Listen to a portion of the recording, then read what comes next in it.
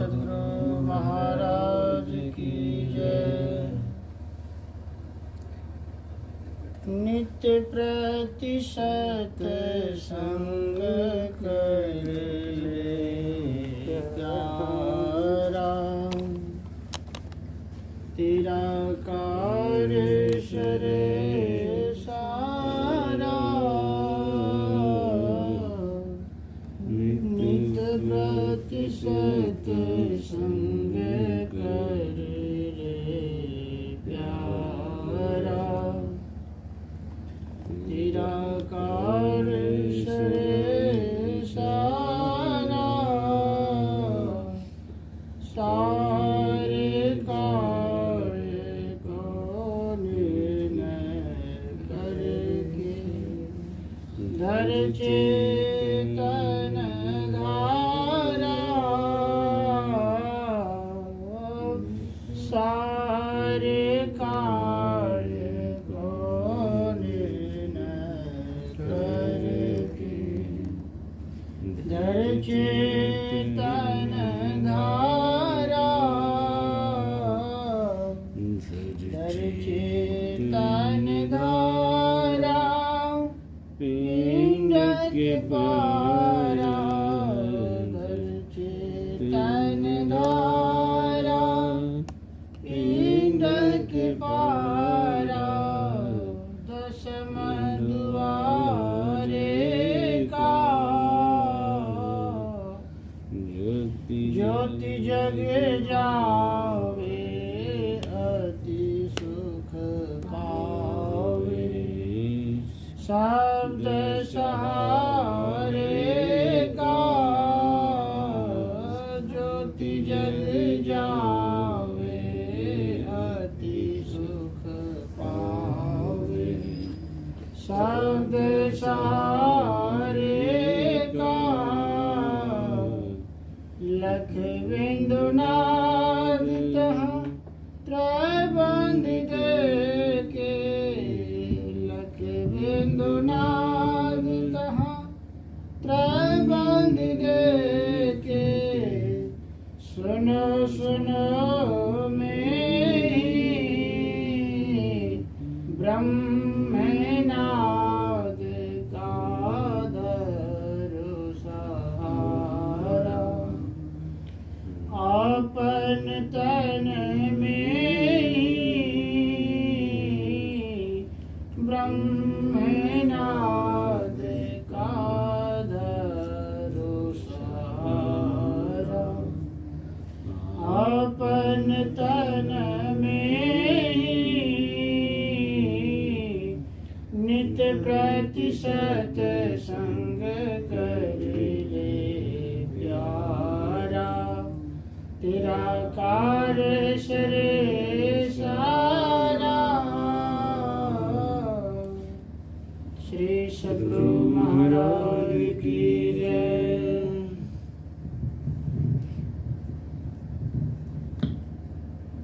मंगल मूर्ति सतगुरु मिलवे सर्वाधार।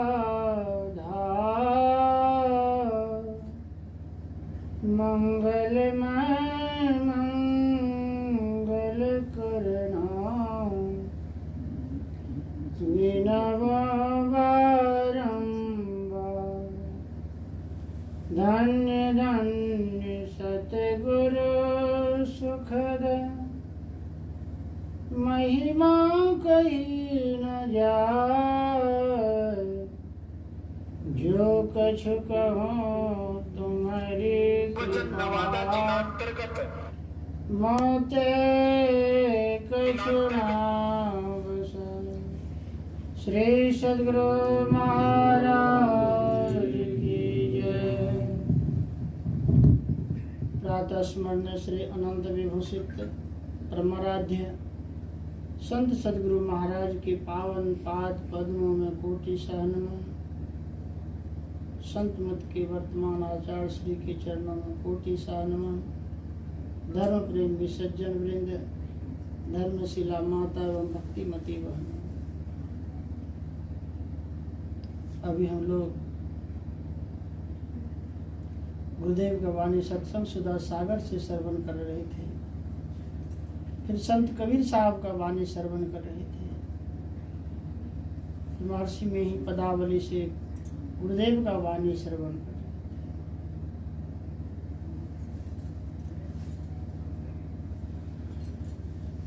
गुरुदेव ने कहने की कृपा की कि नित्य प्रति सत्संग कर ले प्यारा,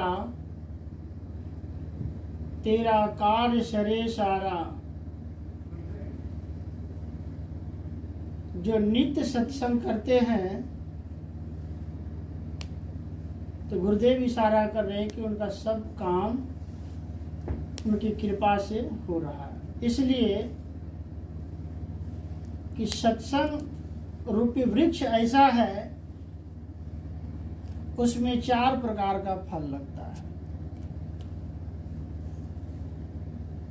मति, जो नित्य सत्संग करते हैं उसका मति कभी बिगड़ नहीं सकता। संत महापुरुष कहने कृपा की मति की रति गति भूति भलाई, जब जही जतन जहाँ जही पाई, सो जानब सत्संग प्रभाव लोक वेदनान उपाव। जो नित्य सत्संग करते हैं उनका मति कभी बिगड़ नहीं सकता। फिर आगे कड़ी में कहते हैं मति कीरति, जो गुरुदेव के बताए हुए युक्ति को अपने जीवन में धारण करते हैं तो उनका कीर्ति संसार में फैलता है। गति, जो गुरुदेव के बताए हुए युक्ति को अपने जीवन में उतारते उनका अधोगति नहीं होता, उत्तम गति होता। मति कीरति गति, जैसे हम लोग देखते हैं कि फलाने व्यक्ति का शरीर छूट गया, बहुत सा व्यक्ति उनका प्रशंसा करते हैं, फलाने व्यक्ति बहुत सुंदर व्यक्ति, अच्छा आदमी थे, उनको उत्तम गति मिला। इसलिए मति कीरति गति भूति भलाई, जब जही जतन जहाँ जही पाई, सो जानब सत्संग प्रभाव लोक वेदना अनुभाव। इसीलिए गुरुदेव में कहने की कृपा किए कि नित्य प्रति सत्संग कर ले प्यारा, तेरा कार्य सरे सारा। सारे कार्य को निर्णय करके हम लोग अनेक संसारिक कामों में लगे हुए रहते हैं। सब कामों को निर्णय करके कि हमको फलाने समय सत्संग करना है। सारे कार्य को निर्णय करके धर चेतन धारा पिंड के पारा, जैसे हम लोग दीक्षा लेते हैं, दीक्षा कर्म बतलाते हैं कि त्रिकाल संध्या करना चाहिए। धर चेतन धारा पिंड के पारा, नित्य प्रति सत्संग कर ले प्यारा, तेरा कार्य सरे सारा। सारे कार्य को निर्णय करके धर चेतन धारा, हम लोग नित्य संध्या करते हैं, पवित्र होकर बैठ जाते हैं ध्यानाभ्यास करने के लिए।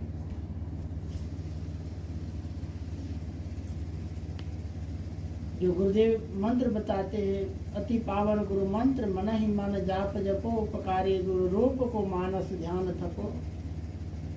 वह पवित्र मंत्र है, उत्तम मंत्र है। उस बैठते हैं तो उस मंत्र का स्मरण करते हैं, और मंत्र इतना पवित्र है, उस मंत्र को हम लोग जपते हैं तो मन पवित्र हो जाता है, मन सिमट जाता है। फिर आगे कड़ी में कहते हैं कि उपकारी गुरु रूप को मानस ध्यान थको।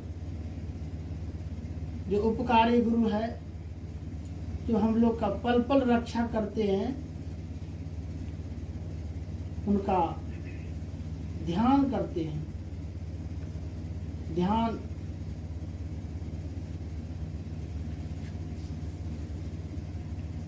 जिसे मानस ध्यान कहते हैं। मानस ध्यान भी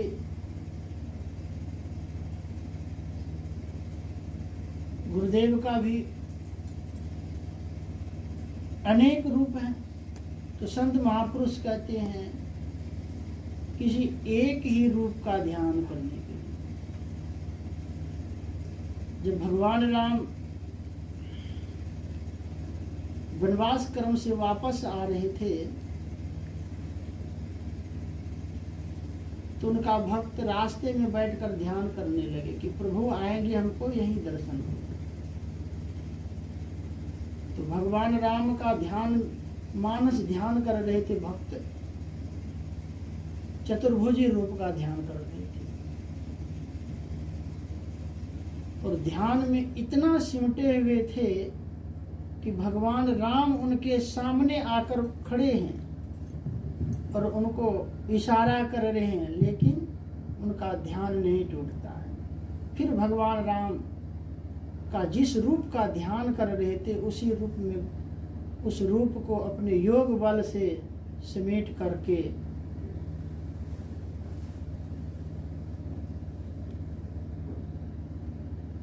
साक्षात दर्शन दे, उनका ध्यान टूटा। फिर देखते हैं कि जिन महापुरुष का मैं ध्यान करूँगा तो मेरे सामने साक्षात है, इसीलिए हमें एक रूप का ध्यान करने के लिए बतलाते हैं।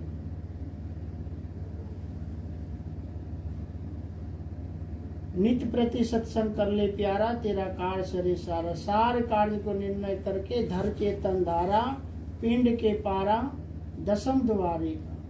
जब हम लोग सिमटी हुई दृष्टि से मानस ध्यान करते हैं, दृष्टि सिमट जाता है, धर चेतन धारा पिंड के पारा दसम द्वारे का, वह द्वार का दर्शन होता है। दसम द्वारे का ज्योति जग जावे, जैसे हम लोग देखते हैं अंधेरी कोठरी में अनेक प्रकार का सामान रखा हुआ है, कुछ देख नहीं पाते हैं, लेकिन अगर उसी कोठरी में अगर बल्ब जला दिया जाए तो जो भी सामान हमें देखना है या लेना है तो आसान से देख सकते हैं। उसी प्रकार संत महापुरुष का जुक्ति से जो हम लोग करते हैं, तो ज्योति जग जावे, जब वह ज्योति जगता है तो संत महापुरुष बतलाते वह अति सुख पावे, अति सुख का प्राप्ति होता, अति सुख पावे शब्द सहारे का। तो जैसे अंधेरी रात है और कुत्ता कहीं बैठा हुआ है या कोई सूरदास है कहीं बैठा हुआ है, उनको आवाज देते तो वह आवाज के सहारे वहां पहुंच जाता है। ठीक उसी प्रकार फिर हमें इस धरातल पर आना पड़ेगा। किस शरीर में आएंगे इसका ठिकाना नहीं। और मानव का शरीर में भगवान रब बतलाते हैं कि साधन धाम मोक्ष कर द्वारा। यह शरीर में ऐसा व्यवस्था है कि साधना करके, जैसे हम लोग दूध को चूल्हा पर चढ़ाते, कढ़ाई में डाल करके, तो दूध में अग्नि का सेक लगने पर उसके ऊपर छाली का परत बन जाता है और उस छाली का मथन करते हैं तो मक्खन तैयार हो जाता है और मक्खन से घी प्राप्त हो जाता है। ठीक उसी प्रकार यह शरीर रूपी साधन धाम मोक्ष कर द्वारा, यह शरीर में साधनों का धाम है। साधना करके मोक्ष के द्वार में चले जाएंगे। साधन धाम मोक्ष कर द्वारा, साधना करेंगे तो मोक्ष के दरबार में चले जाएंगे, मोक्ष प्राप्त कर लेंगे, फिर जन्म मरण के चक्र से छूट जाएंगे। इसीलिए यह शरीर पाने के लिए देवता भी ललायत रहता है। साधन धाम मोक्ष कर द्वारा, पाई न जेही पर लोक सवारा। जो इस शरीर में आकर के उस परलोक को नहीं सुधारते हैं, फिर आगे कड़ी भगवान राम कर रहे हैं कि पाई न जेही परलोक सवारा, सो परत्र दुख पावई। अंत में बड़ा पश्चाताप करना पड़ता है, सिर धुन धुन कर पछताना पड़ता है। इसीलिए संत कबीर साहब ने कहने की कृपा किए कि मैं तो आन पड़ी चोरन के नगर, सत्संग बिना जिया तर से। इस सत्संग में लाभ बहुत है, तुरंत मिलावे गुरु से। अगर हम लोग सत्संग में जाते हैं, संतों को ज्ञान को श्रवण करते हैं, तो मन में चेत होता है कि यह शरीर बड़ा उत्तम शरीर है, इसे व्यर्थ नहीं गंवाना चाहिए। संतों के शरण में जाकर सतयुक्ति प्राप्त करके अपने जीवन में धारण करना चाहिए। ज्ञान हो जाता है, संत महापुरुष कहते गुरु नाम है ज्ञान की शीश सीख ले सोए ज्ञान मर्याद जाने बिना गुरु शीश ना हो। जब ज्ञान ही नहीं तो यह हमें नहीं कि कहाँ जाएंगे क्या करेंगे। संतों के वाणी को सुनते हैं तो मन में चेत होता है, फिर दीक्षा लेके अपने ध्यान भजन करते हैं तो यह लोग भी सुखमय होता है, परलोक भी सुखमय होता है। साधन संत कबीर साहब ने आगे कड़ी में कहने की कृपा की कि तुरंत मिलावे गुरु से मूर्ख जन को इशार न जाने सत्संग में अमृत बरसे शब्द सा हीरा पटक हाथ से मुट्ठी भरी कंकड़ से कहे कबीर सुनो भाई साधो सूरत करो यही घर से। इसी शरीर से परमात्मा का भजन करेंगे तो ये लोग परलोक उत्तम बनेगा और फिर मानव का ही शरीर मिलेगा। बोलिए श्री सद्गुरु महाराज की।